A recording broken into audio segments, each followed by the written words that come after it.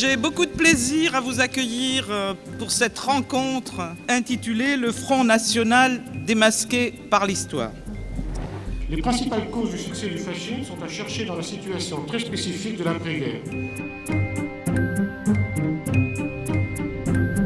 Dans votre exposé, monsieur, qui était absolument remarquable et très synthétique, quelque chose que vous avez dit qui est essentiel, c'est la pauvreté de la pensée exigée face à ce pouvoir de brute. J'ai pu, oui, dans mes collègues, entendre des propos qui rappellent étrangement des propos qui ont précédé des époques fascistes dans les temps anciens, du genre il faut un chef, il faut de l'autorité, il faut que le bazar cesse. Je pense qu'il y a un vrai danger parce que les gens réagissent de façon un peu épidermique. Depuis maintenant une vingtaine d'années, la société commence à souffrir des effets de la crise, la précarité, le chômage, les emplois partiels, les emplois dégradés. Tout ceci sont les terreaux sur lesquels le fascisme a pris appui, que ce soit en Italie, en Allemagne ou aujourd'hui pour les partis qui se réclament de la droite extrême. Bien sûr, Vichy est aboli. Beaucoup d'autres choses se sont construites, mais il reste du vichisme dans la société française et dans son extrême droite présente. Lorsqu'on avait le temps dans les salles de classe, ou lorsque c'était officiel de parler de Vichy, on n'en a plus guère le temps, mais on le fait quand même, mais il ne faut pas le dire aux inspecteurs. Mais on faisait commenter une affiche que certains doivent connaître, qui s'appelle La Révolution nationale, puisque c'était le programme de Vichy, où l'on voyait deux France s'opposer. Et par bien des aspects, il y a une affiche actuellement du Front National qui est sur le même thème.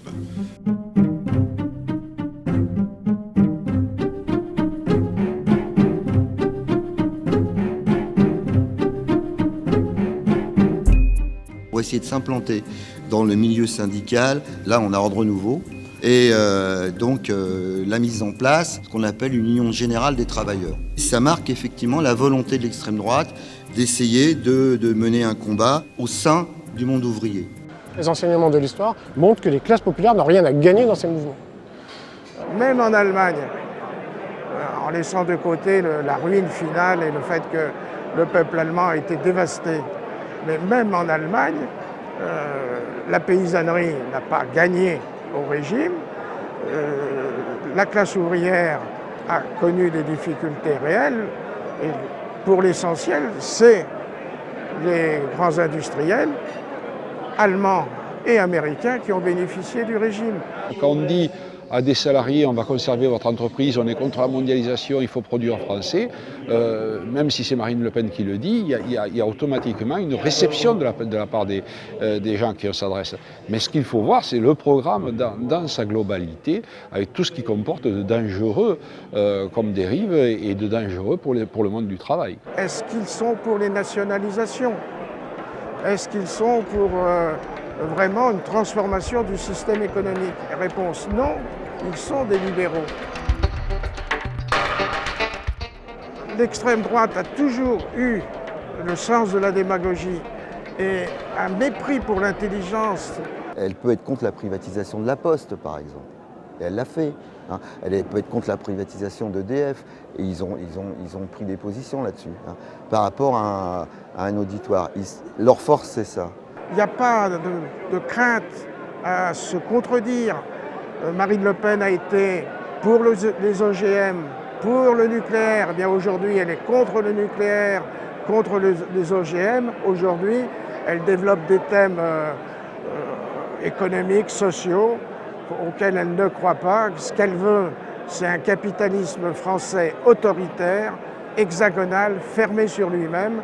Pour moi, il y a ces deux visages, c'est-à-dire qu'il y a un discours aujourd'hui qui est dédiabolisant de la part de Marine Le Pen, un peu sur tous les terrains, aux côtés des salariés en difficulté, contre la mondialisation, produire français, donc tout un discours assez social qui peut toucher les salariés.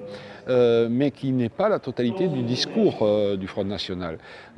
Si on va voir son programme, si on regarde ses affiches, ses campagnes d'affichage, sa propagande en règle générale, on s'aperçoit que leur fonds de commerce, quand même, il est largement le même que ce qu'il était il y a quelques années, c'est-à-dire le rejet de l'immigration et des salariés immigrés, un racisme très très important, notamment du point de vue de l'islamophobie.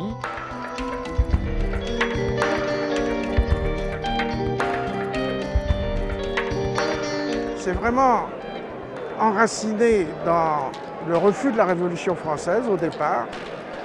C'est enraciné dans le colonialisme, avec en particulier la guerre d'Algérie. Et donc là, on peut retrouver les sources de l'anti-islamisme, puisque ce sont des Arabes mahométans, comme on disait autrefois, qui ont battu la France, qui se sont libérés du colonialisme.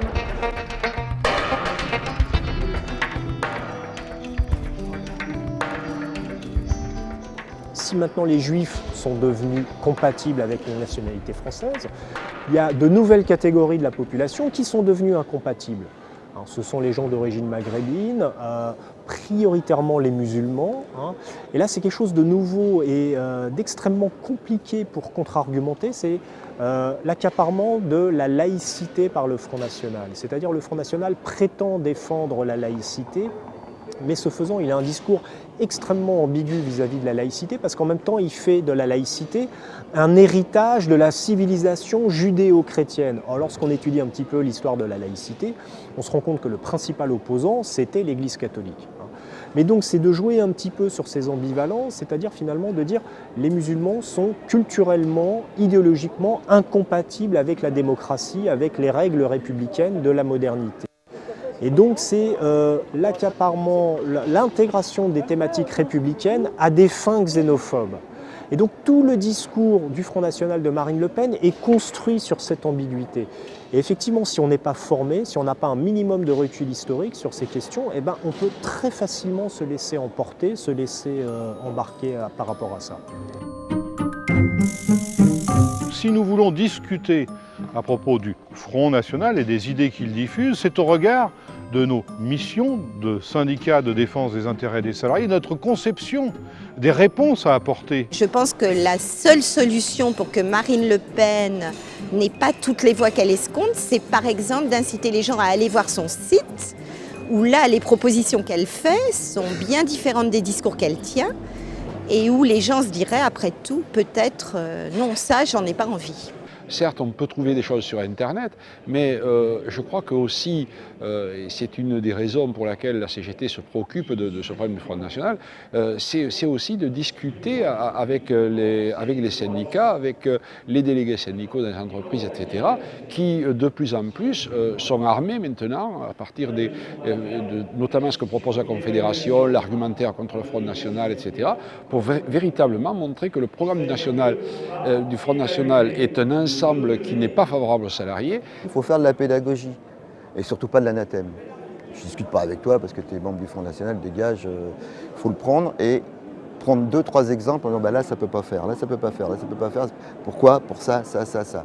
Il faut avoir une écoute. Ça, je pense que c'est quelque chose de très important et ne pas être, je dirais tout de suite, dans le rejet brutal, de dire « Ah, mais tu es attiré par cet affreux parti ». Non, au contraire, je pense qu'il faut redoubler d'écoute, il faut redoubler d'attention dans ces cas-là. Nous avons des choses à dire à l'égard des impasses que représentent les postures ou les offres du Front National, dans la mesure où nous considérons, nous, en tant que syndicats, que nous avons à modifier le système économique actuel, mais dans un rapport solidaire entre tous les travailleurs, quels qu'ils soient.